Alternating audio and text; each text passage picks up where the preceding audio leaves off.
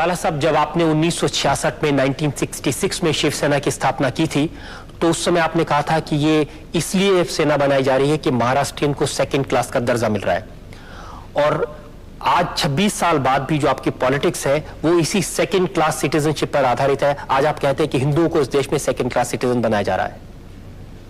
पहले गुजरातियों पर आपका हमला था, साउथ इंडियंस पर हमला था, आज मुसलमानों पर है।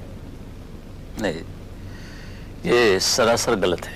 66 में जब भी मैंने शिवसेना शुरू की तो मैंने उनको आह्वान किया था, गुजराती भाइयों को, कि आपके हाथ में लक्ष्मी है और हमारे साथ सरस्वती हैं, और दोनों हाथ बटाएंगे तो सिर्फ महाराष्ट्र का नहीं, गुजरात का नहीं, पूरा देश का भला हो जाएगा। और ये भी मेरा कहना था सभी लोगों को कि आप आएंगे तो आपके साथ, और नहीं आएंगे तो आपके बिना, मगर हम चलते रहेंगे। और दूसरा जो आपका इल्ज़ाम है मेरे पर कि मैं मराठी लोगों के बारे में, ये मैंने शिवसेना शुरुआत की, ये सच है।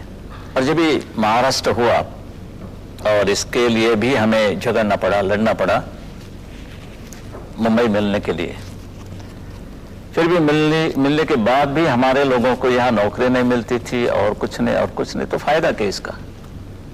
क्यों कहे कि हमारी कैपिटल है, राजधानी है? तो इसके लिए ये शुरुआत होगी। कहीं ना कहीं तो जब भी बेइंसाफी होती है तभी ये बातें शुरू होती हैं। और आपने जो कहा कि पहले गुजराती के बारे में मैं ये था और अभी मैं मुसलमानों के दुश्मन हो या खिलाफ हो, ऐसी भी कोई बात नहीं है। I want everyone to be nationalist minded. सवाल यह है कि जो जितने लोग यहाँ रहते हैं वो खुद को समझेंगे कि हम ये देश के रहने वाले हैं, ना हम हिंदू हैं या मुसलमान हैं या क्रिश्चियन और कोई नहीं।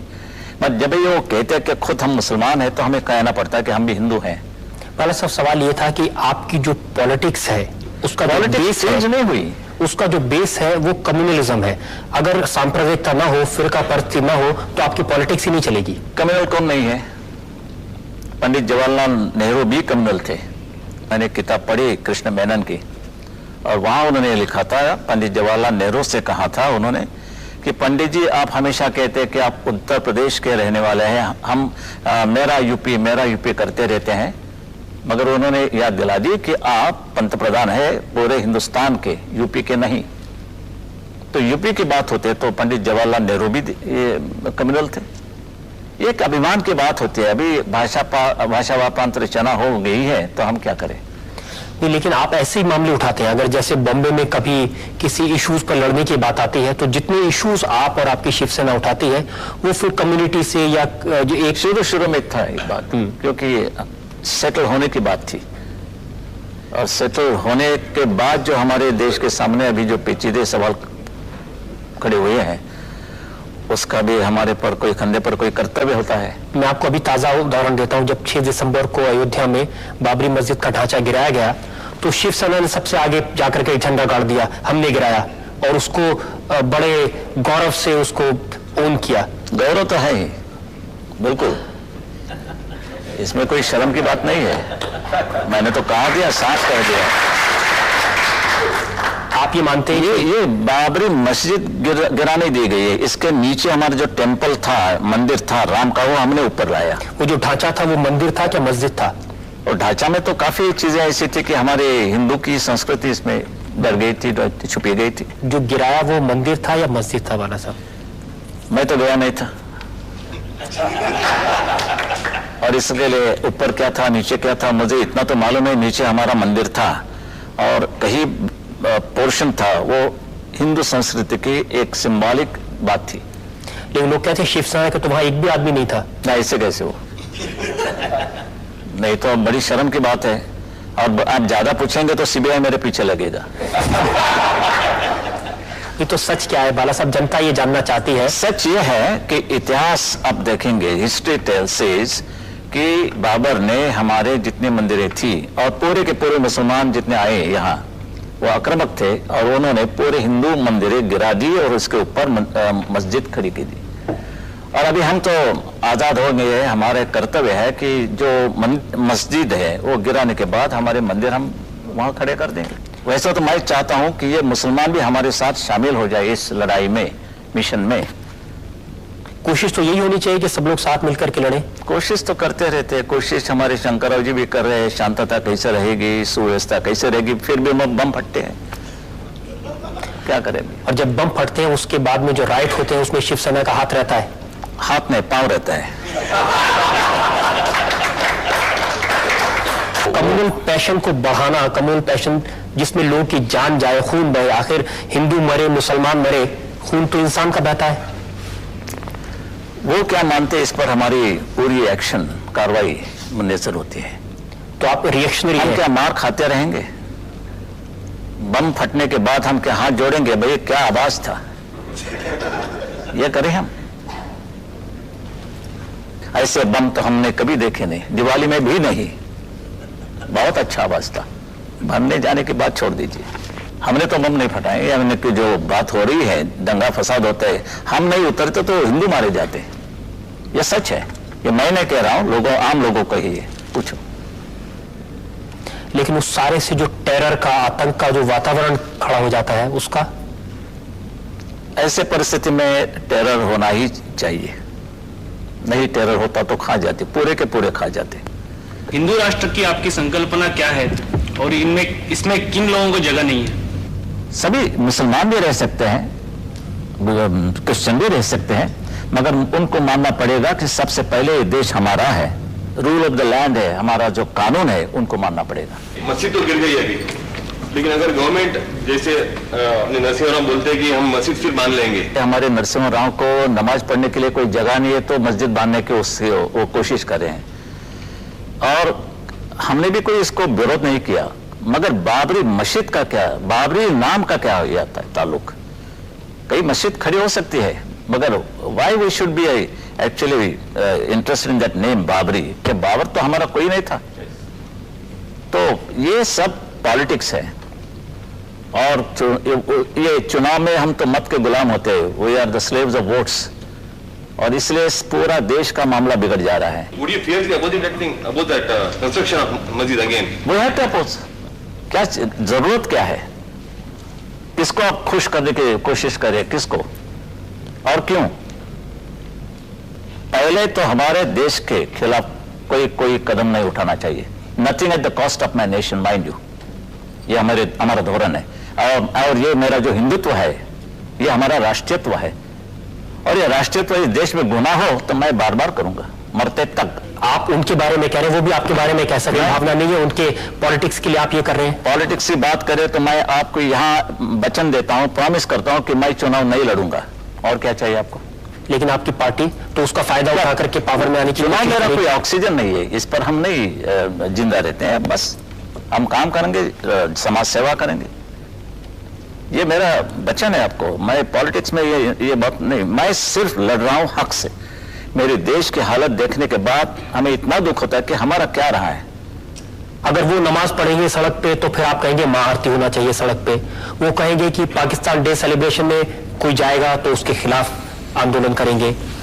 ये जो, अगर वो लोग सांप्रदायिक हैं तो आप भी सांप्रदायिक हैं, अगर वो लोग कम्युनल हैं तो आप भी कम्युनल हैं, अगर वो लोग फिरका परस्त हैं तो आप भी फिरका परस्त हैं। सवाल यह है कि शुरुआत हमेशा ये लोग करते हैं, सबूत है मेरे पास साथ। नमाज पढ़ने के बारे में तो हम कभी रोका नहीं उनको, वो जा सकते हैं, मस्जिद में जा सकते हैं, नमाज पढ़ सकते हैं, ईद या कहीं उनके त्योहार होते हैं वो मनाना कर सकते हैं। फिर भी जब ये रास्ते की बात आती है, कैसे हम ये बर्दाश्त करेंगे? ये तुम्हारा धर्म होना होगा तो हमारे भी धर्म में, आपका धर्म, हमारा किसी का भी धर्म, ये मस्जिद में होना होगा या घर में। ये ऐसी कोई चीज नहीं है कि धर्म ये नहीं सिखाता कि भाई चलो लोगों को तकलीफ दो। मगर जब ये गवर्नमेंट की जो चाल है वो हमने देखी कि भाई इतना होने के बाद भी पुलिस वाले भी रूट बदलते हैं, या चलो नमाज पढ़ रहे हैं तो ठीक है, रूट क्यों बदला? चलो अभी नमाज पढ़ने के बाद आप रूट बदलने लगे तो हम महाआरती शुरू करते हैं कि इस देश में तो सर्वधर्म समभाव है, उनका भी एक हक है, हमारा भी है, उनका भी है, चलो रास्ते पर ये कर देंगे ये बात। ये हमने जानबूझकर किया, क्योंकि हमने कहने के बाद भी ये बात बढ़ती रही, और जब ये बात वर्षा बंगला तक, यानी चीफ मिनिस्टर के बंगले के लॉन पर भी वो नमाज पढ़ना उन्होंने शुरू किया, तो ऐसा लगा कि क्या हिंदुस्तान है और ये पाकिस्तान। पाकिस्तान में भी इतनी उनकी फ्रीडम नहीं मिलती जो हमारे देश में मिलती है। इसको कहते हैं ना बाला साहब, रिएक्शनरी होना, प्रतिक्रियावादी। अगर वो नमाज पढ़ेंगे तो हम आरती करेंगे। नहीं, ये सवाल नहीं, ये पैम्परिंग जो चल रहा है इन लोगों का, वो हम नहीं। You must accept the rule of the land. यानी जो कानून है, जो संविधान मानना पड़ेगा, उसको हमें भी मानना पड़ेगा, हम भी मानते हैं और उनको भी मानना पड़ेगा। ये जो बाबरी मस्जिद का ढांचा गिराया गया, ये कानून मानकर गिराया गया। सुप्रीम कोर्ट का ऑर्डर था। सुप्रीम कोर्ट छोड़ दीजिए, वो कोर्ट नहीं मानता। उन्होंने क्या कहा था? सुप्रीम कोर्ट ने ये कहा था वो न्यू कंस्ट्रक्शन नहीं होना होगा। तो हमने ठीक है, कंस्ट्रक्शन कहाँ गया? उधर कंस्ट्रक्शन नहीं हुआ, डिस्ट्रक्शन हुआ। अभी क्या चाहिए? हमेशा वकील लोग कहते हैं भाई इंटरप्रिटेशन ये होता है, तो हमारे भी इंटरप्रिटेशन ये है कि हमने कुछ भी कंस्ट्रक्शन नहीं किया, हमने डिस्ट्रक्शन किया। तो कानून को आप अपने हिसाब से मोड़ कानून करके, क्या होता है? पहले तो मिलता था, अभी तो खरीद करना पड़ता है। अगर आप चाहें कि जो दूसरे लोग हैं वो कानून को माने, तो सबसे पहले दूसरे आपको का खुद मानना हक कितना पड़ेगा। ये देश में है वो देखना पड़ेगा। जो हमें हिंदुओं को पाकिस्तान में नहीं मिलता, बांग्लादेश में नहीं मिलता और किसी अरब राष्ट्र में नहीं मिलता, वो हक इधर किसी को भी नहीं मिलेगा, नहीं मिलेगा।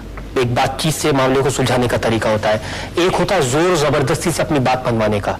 हमारे धर्म पर हमला हो गया है, ये तो वो क्यों नहीं मानते आप वो कबूल क्यों नहीं करते कि यस ये सच है कि हमारे मंदिर है? यानी कि सोमनाथ मंदिर की बात करें, दोबारा वो गिरा दिया गया, और पंडित जवाहरलाल नेहरू नहीं, मगर वो सरदार वल्लभ भाई पटेल थे, इसलिए हमारा सोमनाथ मंदिर खड़ा हो गया।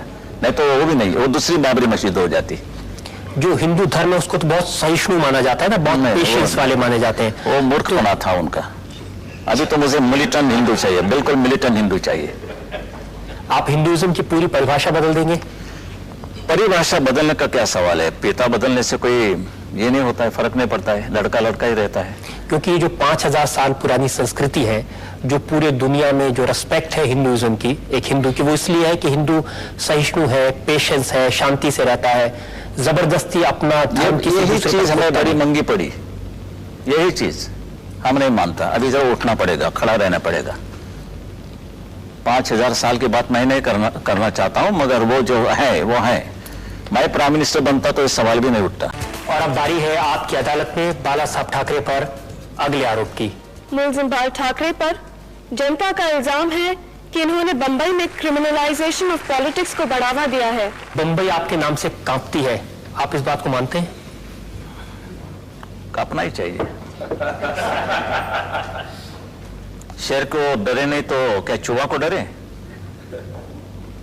तो ठीक है, कांपना है। तो राजनीति के अंदर जो लोग हैं वो कांपते हैं, तो मुझे बहुत खुशी होती है। वो इसलिए कांपते हैं बाला साहब क्योंकि जो क्रिमिनल्स हैं, ऐसे लोग हैं जो शिवसेना के नाम पर लोगों से पैसा ऐंठते हैं, एक्सटॉर्शन करते हैं, उसको आप अच्छा मानते हैं? नहीं, बिल्कुल नहीं। इसलिए तो मैंने कहा कि मैंने अखबार में एडवर्टाइजमेंट दी थी, जाहिरात दी थी, और मैंने ये भी कहा था कि ऐसे कोई लोग शिवसेना के नाम लेके आएंगे, जबरदस्ती करेंगे, को उनको पकड़ के पुलिस के हवाले कर दो। और क्या चाहिए? लोग कहते हैं कि पुलिस भी डरती है आपसे। अभी पुलिस वालों को, मैं कोई इंस्पेक्टर नहीं हूँ और कोई नहीं, तो मेरी मुलाकात आप ले रहे हो, और यानी कि अब मुजरिम मैं हूँ यहाँ। नहीं, आप ये मानते हैं कि नहीं मानते कि पुलिस वाले भी शिवसेना के लोगों से डरते हैं? ऐसे तो मेरे पर काफी इल्जाम है कि मैं हाथ में हाथ बटा के चल रहा हूँ उनके साथ, वो हमारे साथ हैं, मगर ये सच नहीं है, बिल्कुल नहीं।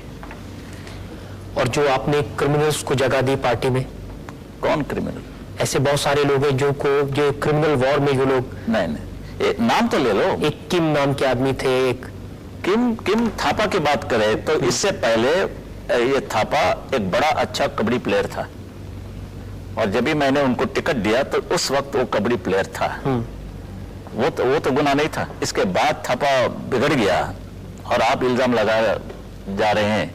रमेश मोरे, विट्ठल चौहान, नहीं, ये they were not criminals. but they died in gang wars. जब तक मेरे सामने कोई बात नहीं आती तो मैं कैसे ये कार्रवाई करूं? आप ये कहना चाह रहे हैं कि शिवसेना से जितने लोग एसोसिएटेड हैं उनमें से कोई क्रिमिनल नहीं है, किसका किसी गैंग से कोई संबंध नहीं है, सब दूध के धुले हैं? दूध के धुले तो कोई भी नहीं होता है।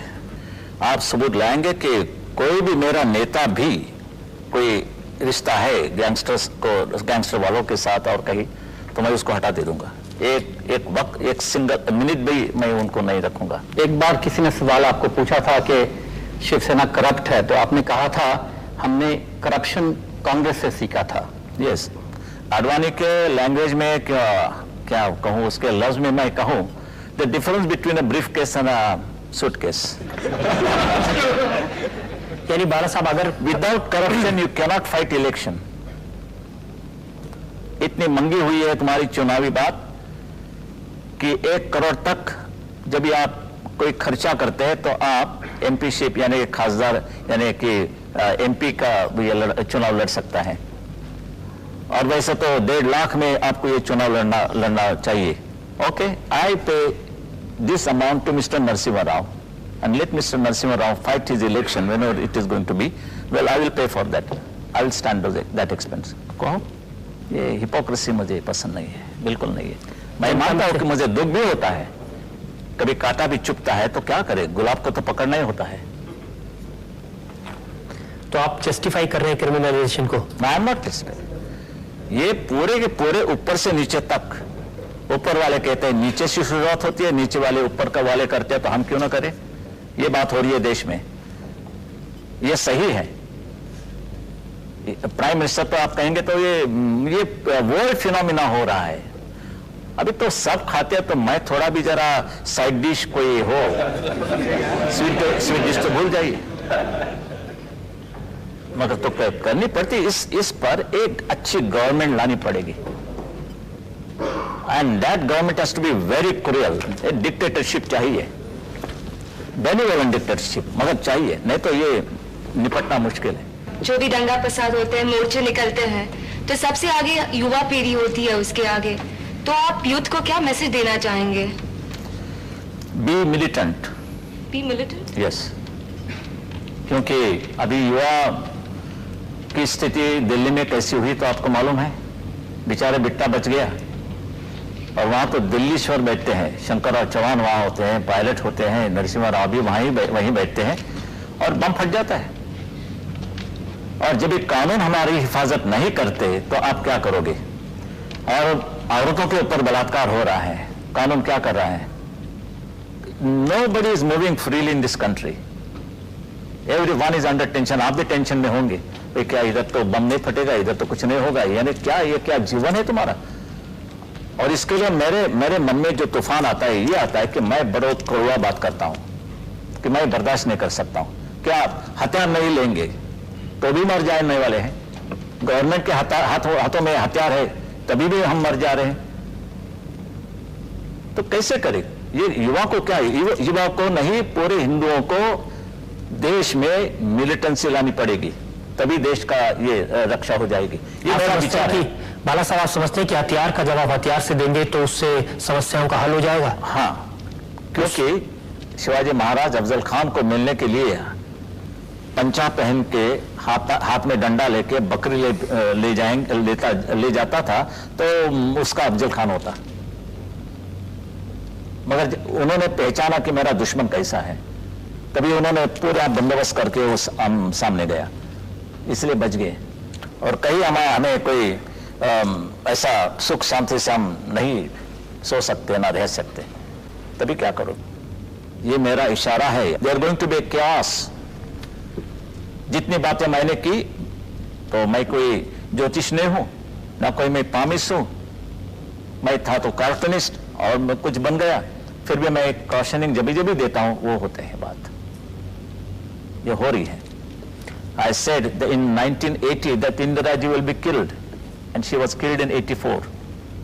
I said that this boy, that is Rajiv Gandhi, will be killed by Tamilian tiger, and he was killed by a Tamilian tiger. Why? Because I am a cartoonist, I can read news in a different way. लाइनों के दरमियान क्या लिखी गई है बात, सत्य, वो मैं देखता हूँ। आप तो अखबार पढ़ते हैं, और मैं तो लाइनों के बीच में क्या लिखा है वो पढ़ता हूँ, जो आपको दिखाई नहीं पड़ता। आजकल अखबार वाले आपके घर के बाहर मोर्चा पर भी बैठने लगे हैं, दिल्ली से आकर पत्रकार, और उनकी शिकायत यह है कि जो अखबार वाले आपकी बात या आपकी पार्टी की बात नहीं मानते, उनकी पिटाई कर दी जाती है? नहीं, जो तमाशा हो गया मेरे खिलाफ शिवसेना भवन के सामने, आप पूरी लिस्ट, आप पूरे जो लोग वहां जमे थे, इकट्ठा हुए थे, सब पूरे के पूरे लिस्ट देखिए। दे वर ऑल लेफ्टिस्ट, पूरे के पूरे, चाहे वो निखिल चक्रवर्ती हो और कोई हो, एन राम हो, नीचे तो पूरे के पूरे कम्युनिस्ट लोग खड़े थे। ऐसे लोगों की मुझे परवाह नहीं है। आप सोचते हैं कि दिलीप पटगांवकर और गोविंद तलवलकर कम्युनिस्ट हैं? एक दो चीजें, बातें तो छोड़ दीजिए, आदमी को छोड़ दीजिए, कि पूरे के पूरे बैंड, यानी कि 10 में से 8 आदमी मैं कहता हूं पूरे कम्युनिस्ट थे, यानी कि लेफ्टिस्ट, लीनिंग टुवर्ड्स लेफ्टिस्ट। ये जो ओवरऑल बिहेवियर है बाला साहब प्रेस के प्रति, ये सिर्फ बॉम्बे में नहीं है, राइटर्स बिल्डिंग में भी अखबार वालों की पिटाई होती है, अयोध्या में भी अखबार वालों की पिटाई हो और रही। दूसरे कोई लोगों ने की, हम करते तो बम मारते, कोई जुलूस निकालते, कोई गड़बड़ करते, गवर्नमेंट के पास जाते, सीएम को कोई निवेदन देते, ये होती है हमारे बार। ये तो मुसीबत है। मैं ये मैं पूछना चाहता हूं कि आप इसको जस्टिफाई, वहां तो गुजरात में जन्मभूमि और कहीं अखबार की पूरी इमारत जला दी। वही बात कलकत्ता में हुई। यहाँ तो किसी की इमारत और कोई हमने तो किया नहीं, जला दिया। मैं वैसे तो पत्रकारों के खिलाफ मैं नहीं हूं, क्योंकि I am also cartoonist, that means A part of that industry और वर्ल्ड। आप जर्नलिस्ट हैं, कार्टूनिस्ट हैं, आपने अपना कैरियर फ्री प्रेस जर्नल से शुरू किया था। Yes. उसके बावजूद कोई अखबार वाले आपके खिलाफ लिखें, आपकी पार्टी के खिलाफ लिखें, उसको फ्रीडम ऑफ एक्सप्रेशन तो होना ही चाहिए ना? फर्स्ट उनको कहिए फ्रीडम का स्पेलिंग क्या होता है और उसका अर्थ क्या होता है। You must know your limits as a journalist, a responsible journalist. Freedom का क्या मायना होता है? कभी हम शुरुआत करते तो आप इल्जाम लगा सकते हैं, मगर शुरुआत वो लोग करते हैं, क्या हम बर्दाश्त करें? गलत बात छपने के बाद भी मेरे कैरेक्टर असैसिनेशन जब भी होता है, मैं तो नहीं कुछ करता हूं, मगर मेरे लोग तो हैं। अभी तो हिस्ट्री है शिवसेना की, जब भी किसी अखबार वाले ने शिवसेना के खिलाफ लिखा है तो उसकी पिटाई हुई है। कितने लोगों की ऐसे अभी पूरे के पूरे देश के पत्रकार वहां शामिल हो गए। इनमें से कितने, वैसे तो पंजाब में लाला जगत नारायण का खून हो गया, उसका और दूसरे लड़के का खून हो गया। हमारे नागपुर में 5 लोग मारे गए, पूरे के पूरे 5 फैमिली, 5 ये भाई थे, और उसका था एक एडिटर, इंस्पेक्टर ने मारा, और इंस्पेक्टर की बाजू लेने वाले यही अखबार वाले हैं। वो कहने लगे कि उसको क्या जरूरत थी उसको इस पर हमला करने की, प्राइवेट लाइफ को स्पर्श करने की, और ठीक हो गया। अभी उधर ठीक हो गया, और मैंने जब ये तमाचा लगाया तो आप कहते हैं कि कैसे मीडिया पर हमला हो गया। खून चलता है, मेरा तमच्चा नहीं चलता, मेरा एक लाफा नहीं चलता इन लोगों को, मैंने तो मारा नहीं। कोई बात ऐसी है कि हमारे में भी कोई कार्यकर्ता ऐसे होते हैं कि उनको वो बर्दाश्त नहीं करेंगे। कोई मुझे पागल कहेंगे तो कैसे कहेंगे, कैसे करें वो? आपकी मर्यादा का जब उल्लंघन होता है तभी उनका भी उल्लंघन होगा। जब मैं एक लाफा चढ़ाऊंगा तो मेरी ये भी तैयारी होनी होगी कि मुझे भी कोई लाफा चढ़ाएगा। आपका जो अखबार है सामना, अगर इसमें किसी के खिलाफ खबर छपे और वो आकर उसके एडिटर को ऐसे धक्का मुक्की करे, मारे पीटे, तब आप क्या करेंगे? क्या उसको सही मानेंगे आप? सही मानना होगा, मगर जब तक हम हमला नहीं करते तो नहीं बर्दाश्त किया जाएगा। हमला हमने किया, यानी कि मेरे आदेश के ऊपर वो कोई बर्ताव हो गया कि कोई लोगों ने मारपीट की या हाथापाई की, तो मैं समझ सकता हूँ। जो रिस्पॉन्सिबिलिटी ये आपकी मीडिया की होगी वो संभाले, ठीक तरह से संभाले, कोई तकलीफ नहीं होगी किसी को। पत्थर मारने से कीचड़ उठता ही है, ये मत बोलो। तो पत्थर मत मारिए, कीचड़ नहीं उड़े।